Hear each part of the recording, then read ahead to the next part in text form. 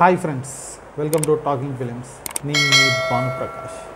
ఈరోజు మనం మాట్లాడుకోబోయే ఒక హిందీ సినిమా నెట్ఫ్లిక్స్లో వచ్చింది. సినిమా పేరు ఏంద్రా అంటే సావి. ఈ సినిమా మనం దీని గురించి కొద్దిగా బ్యాక్గ్రౌండ్ చెప్పుకోవాలంటే 2008లో ఒక ఫ్రెంచ్ ఫిలిం వచ్చింది, ఎనీథింగ్ ఫర్ హర్ అని. ఆ తర్వాత అది బాగా ఆడుతుంది, బాగా ఆడింది అనేసి 2010లో వచ్చేసి రసల్ క్రో హీరోగా పెట్టి ఇంగ్లీష్ ఫిలిం వచ్చింది, ద నెక్స్ట్ 3 days అనేసి. ఆ సినిమా అనేది దీనికి ఆధారం. కాకపోతే ఆ సినిమాకి ఈ సినిమాకి తేడా ఏందిరా అంటే మనకి సాజన్కి అల్లరి ప్రియుడికి ఉన్న తేడా ఏందిరా అంటే, సాజన్ సినిమాలో 2 హీరోలు 1 హీరోయిన్ ఉంటుంది. మన తెలుగు వాళ్ళు రాఘవేంద్రరావు తీశారు కాబట్టి దాన్ని 2 హీరోయిన్లు చేసి 1 హీరోయిన్ 1 హీరో చేశాడు.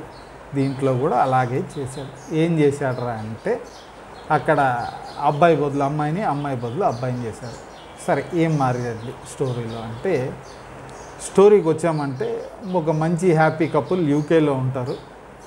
ఒకానొక రోజు వచ్చేసి ఎవరైతే హస్బెండ్ మన హీరో ఉన్నారో హర్షవర్ధన్ రాని, అతన్ని వచ్చేసి పోలీసులు వచ్చి మర్డర్ సస్పెక్ట్గా తీసుకెళ్ళిపోయి వెళ్ళిపోతారు. కాకపోతే మనోడు మర్డర్ చేయలేదు అని తెలుసు. వైఫ్ మనోడిని అమితంగా ప్రేమించింది, ఒక బాబు ఉంటాడు. సో నేను ఇంకా వెయిట్ చేయలేను అని ఒక బుక్ చదువుతుంది. బుక్లో ఒకడు జైలు నుంచి చాలా సునాశయంగా తప్పించుకొని ఉంటాడు అనమాట. అతన్ని పోతుంది. పోయితే అది అనిల్ కపూర్ని అడుగుతుంది, ఇట్లా నేను జైలు నుంచి మా ఆయన్ని తప్పియాలని. అది వద్దు అంటాడు.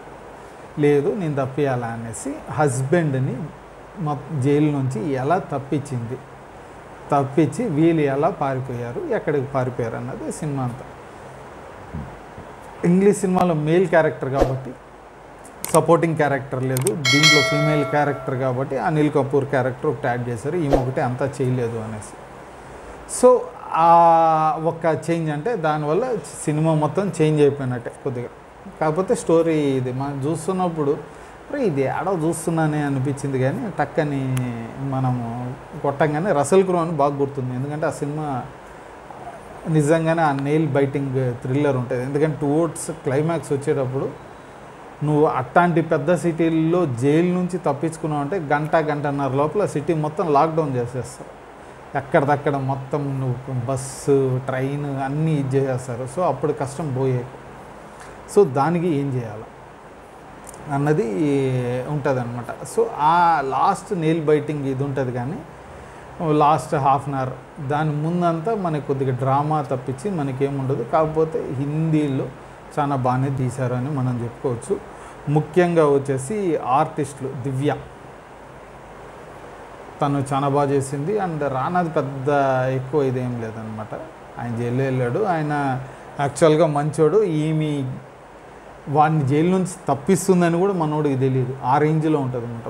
మనోడు ఏం చేస్తున్నావు ఇది అన్నా కానీ ఆమె పట్టించుకోదు. కాదు, ఇటు మనం వెళ్ళిపోతున్నావు, నువ్వు ఫస్ట్ వేసుకో అనేసి ఫోర్స్ చేసి తీసుకెళ్తుంది. ఆ ఒక దీని వరకు మటుకు ఓకే. సినిమా అంతా మటుకు నాకు బ్రహ్మాండంగా అనిపించింది. దాంట్లో ఏం సూపర్బ్ అనిపించిందిరా అంటే అనిల్ కపూర్ ఉన్న క్యారెక్టర్, ఆయన చాలా గెటప్ల్లో వస్తుంటాడు. అదంతా నాకు చాలా బ్యూటిఫుల్గా అనిపించింది. అండ్ ఈ పర్ఫార్మెన్స్ బాగుంది, కెమెరా వర్క్ సూపర్గా ఉంటుంది. అండ్ ఆ రైటింగ్లో కూడా చాలా కావాల్సిన చేంజెస్ చేసుకునే సినిమా. మనం తీయడం పెద్ద ఇష్యూ కాదు, హ్యాపీగా అయితే తీసేయచ్చు. కానీ ఆ సస్టైన్ చేయగలుగుతున్నాము. ఒక హిట్ సినిమాలో ఎందుకు హిట్ అయింది, ఆ పర్టికులర్ పాయింట్ని మనం రీమేక్ చేసేటప్పుడు, ఎత్తి తీసేసేటప్పుడు, ఫ్రీమేక్ ఏదో ఒకటి చేసేటప్పుడు, కార్బన్ కాపీ చేసేటప్పుడు మనం అది సస్టైన్ చేస్తున్నామా లేదా అని ఉంటుంది. కాకపోతే దీంట్లో అయితే సస్టైన్ చేశారు. దీనికి మనము సూపర్ మెచ్చుకోవాలా. బ్యాక్గ్రౌండ్ అంటే నాకు బాగా అనిపించింది. ఎందుకంటే సినిమాకి ఇప్పుడు నాకు డిస్టర్బెన్స్ అనిపించలే. ఇప్పుడు ఆలోచిస్తుంటే చెప్పేటప్పుడు మ్యూజిక్ ఉందా లేదా అన్నది కూడా నాకు గుర్తు రాలేదు. సో అంత నీట్గా ఉంది. బ్యాక్గ్రౌండ్ అయితే మటుకు పర్ఫెక్ట్ ఎడిటింగ్ వర్క్, మనకి ఎక్కడ కొద్దిగా విసిగా అనిపించదు. సినిమా స్టార్టింగ్ నుంచి ఎండ్ వరకు చాలా కూల్గా నీట్గా అయితే సినిమా హ్యాపీగా వెళ్ళిపోతుంది అన్నమాట. సినిమా ఒక మంచి సినిమా, డీసెంట్ ఇనఫ్ ఫిలిం. చూడాలనుకున్న వాళ్ళు వీకెండ్ హ్యాపీగా కూర్చొని ఫ్యామిలీతో కూర్చొని చూడొచ్చు సినిమాని. ఎలాంటి పనికిమాలినవి లేవు, ఒక థ్రిల్లర్ అనుకోవచ్చు అంతే. దాని మించి మనం పెద్ద ఇది చేయలేము. అది కూడా లాస్ట్ ½ an hourలో మనకి ఇది ఉంటుంది. మిగతాదంతా ప్రిపరేషన్ ఒక హాలీవుడ్ స్టైల్లోనే తీసుకున్నారు కాబట్టి ఇదనమాట.